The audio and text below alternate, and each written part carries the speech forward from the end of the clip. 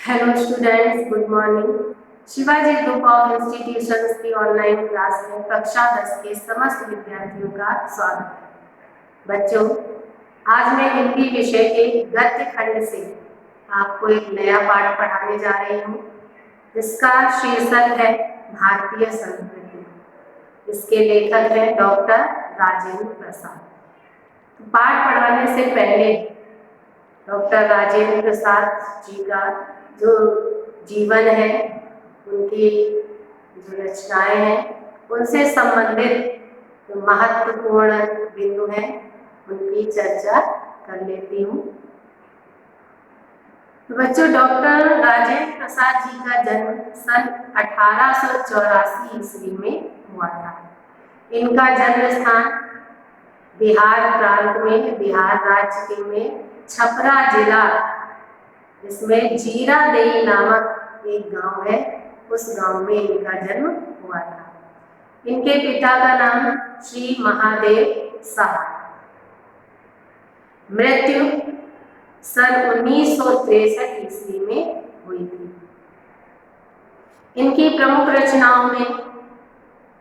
रचनाएं हैं इनकी भारतीय शिक्षा, गांधी जी की देन, शिक्षा और संस्कृति, साहित्य, मेरी आत्मकथा, बापूजी के कदमों में, मेरी यूरोप यात्रा, संस्कृति का अध्ययन, चंपारण में महात्मा गांधी, खादी का अर्थशास्त्र।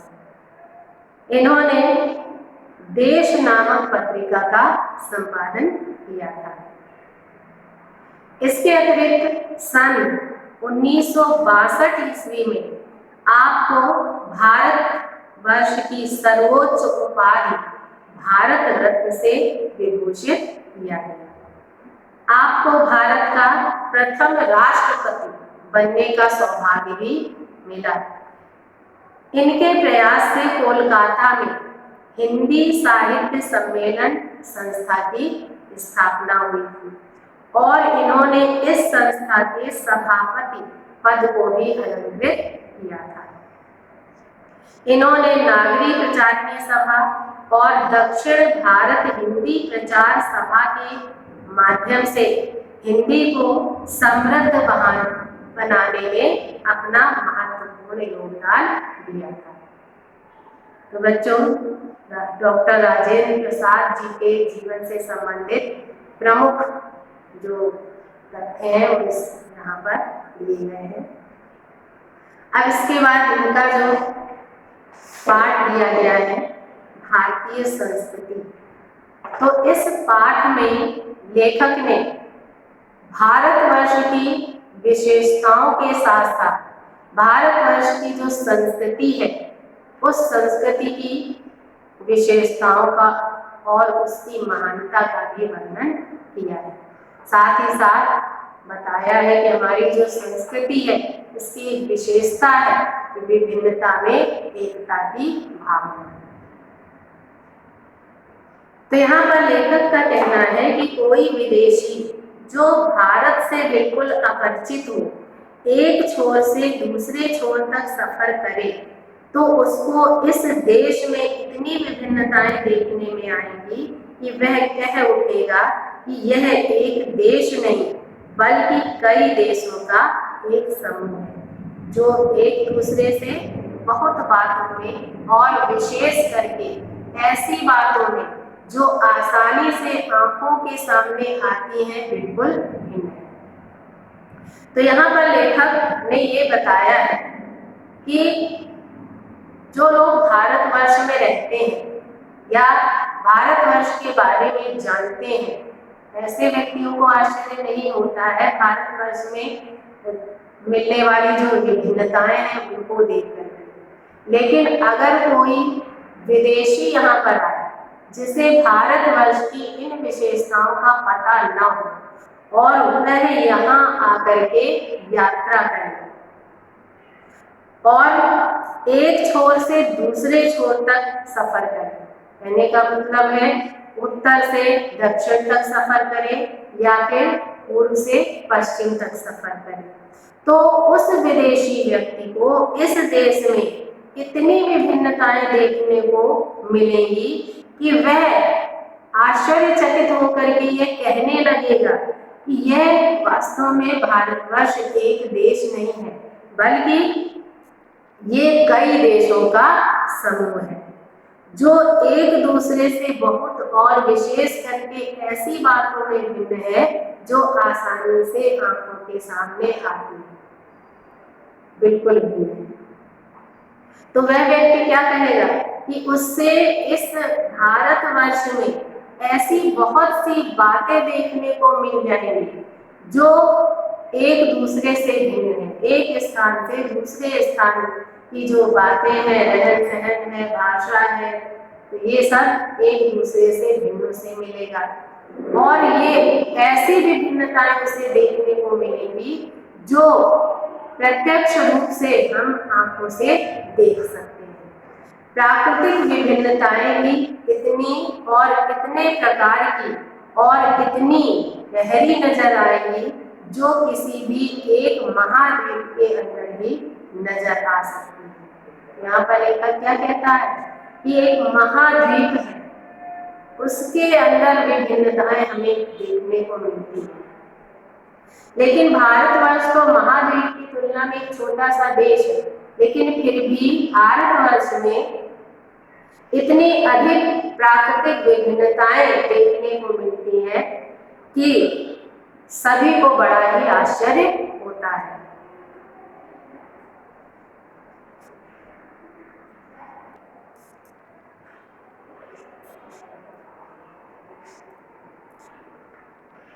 तो लेखक ने ये बताया है कि यहाँ पर कौन कौन सी विभिन्नताएं हमें देखने को मिलती हैं।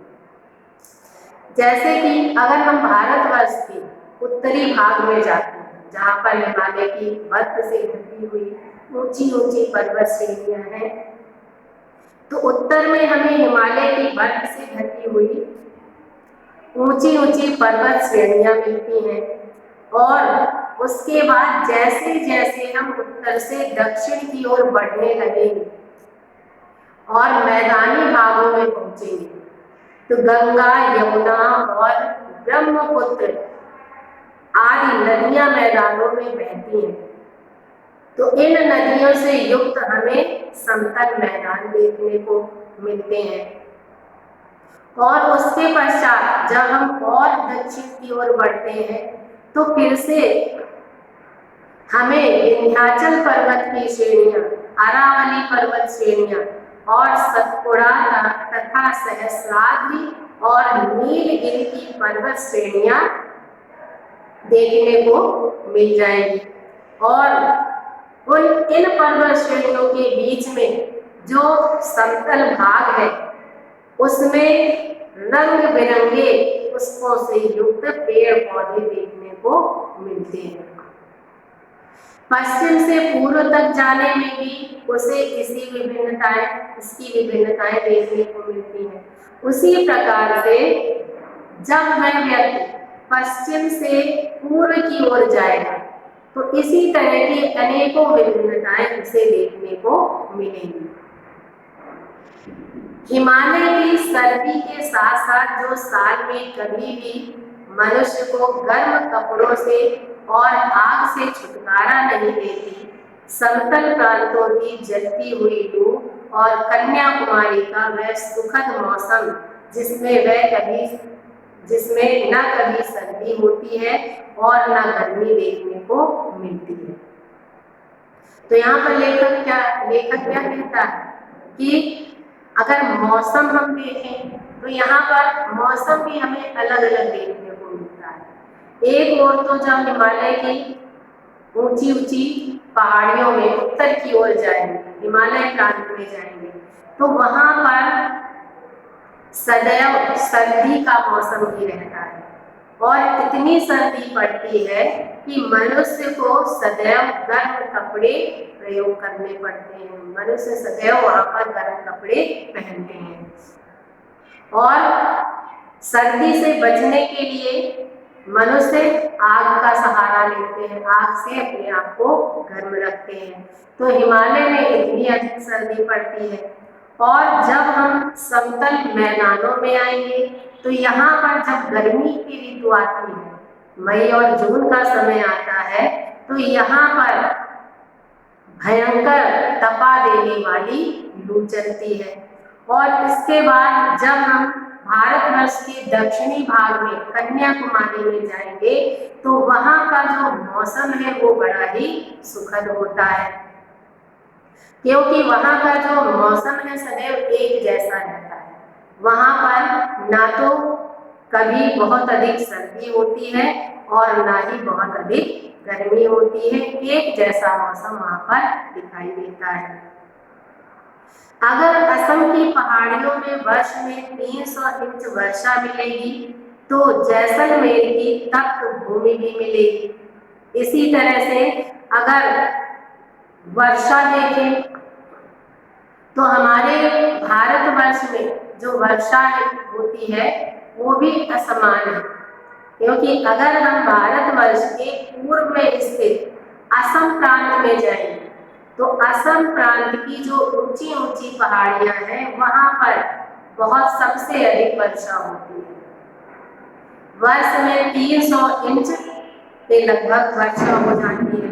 तो दूसरी तरफ जब हम भारतवर्ष के दक्षिणी पश्चिमी भाग में जाएंगे, राजस्थान के जैसलमेर में जाएंगे, तो जैसलमेर में सदैव हमें तपा देने वाली बालू भरी जो रेगिस्तान है वो हमें देखने को मिलता है, जहां साल में 2-4 इंच की वर्षा नहीं होती है। तो जैसलमेर एक ऐसा स्थान है जहां पर पूरे वर्ष में 2-4 इंच की वर्षा नहीं होती है। अर्थात एक ओर असम में तो इतनी अधिक वर्षा होती है, तो दूसरी ओर भारतवर्ष के पश्चिम में जैसलमेर स्थान है वहां पर सबसे कम वर्षा होती है। कोई ऐसा अन्न नहीं जो यहाँ उत्पन्न न किया जाता। और इसके अतिरिक्त लेखक का कहना है कि जो विभिन्न प्रकार के अन्न होते हैं उनमें से ऐसा कोई भी अन्न नहीं है जो भारतवर्ष की मिट्टी में उत्पन्न न किया जाता। अर्थात सभी प्रकार के अन्न यहाँ की मिट्टी में उत्पन्न होते हैं। कोई ऐसा फल नहीं जो यहाँ पैदा नहीं किया जा सके। इसके अतिरिक्त यहाँ पर हर प्रकार का मौसम रहता है, इसलिए यहाँ पर हर प्रकार के फल उत्पन्न होते हैं। कोई ऐसा खनिज पदार्थ नहीं जो यहाँ के भूगर्भ में न पाया जाता हो। इसके अतिरिक्त लेखक का कहना है कि हमारे भारतवर्ष की जो भूमि है, इस भूमि के गर्भ में विविध प्रकार के खनिज तत्व भी मिलते हैं। कोई ऐसा वृक्ष अथवा जानवर है जो यहाँ फैले हुए जंगलों में ना मिले।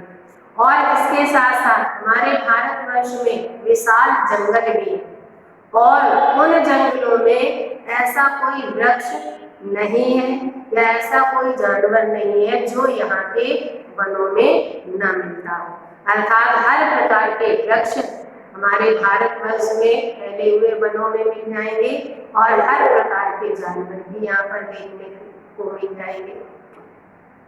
यदि इस सिद्धांत को देखना हो कि आब हवा का असर इंसान के रहन सहन, खान पान, वेशभूषा, शरीर और मस्तिष्क पर पड़ता है, तो उसका जीता जागता सबूत भारत में बसने वाले भिन्न भिन्न प्रांतों के लोग देते हैं।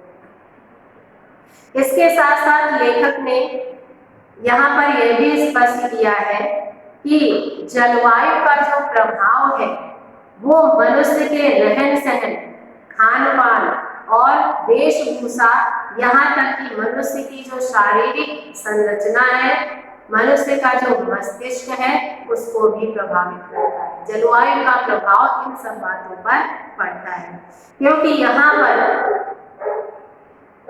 जलवायु के अनुसार ही लोगों का रहन सहन होता है।